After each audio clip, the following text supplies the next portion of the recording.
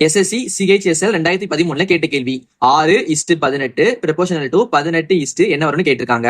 நமக்கு 6 எப்படி 18 மாறும்? நம்ம 6 கூட 3 பெருக்கும்போது நமக்கு 18 கிடைக்கும். 6 3 18. இப்ப நம்ம இதே மாதிரி அடுத்து பண்ணலாமா? அடுத்து 18 இருக்கு.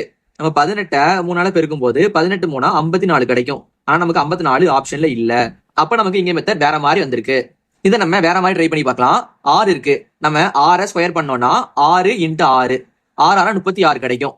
இப்ப நம்ம இந்த 36 ரெண்டா பிரிக்க போறோம். 3 6ன்னு நம்ம இந்த 3 6 பெருக்க போறோம். 3 6 18 கரெக்டா வந்திருக்கா? இப்ப நம்ம இதே மாதிரி இதையும் பண்ணலாமா? 18 ஸ்கொயர் பண்ண போறோம். 18 ஸ்கொயர்னா 18 × 18 18 18 324 கிடைக்கும். 324. இப்ப நம்ம இதெல்லாம் பிரிக்கலாம். 3 2 4ன்னு இப்ப நம்ம எல்லாத்தையும் பிரிக்கலாம்.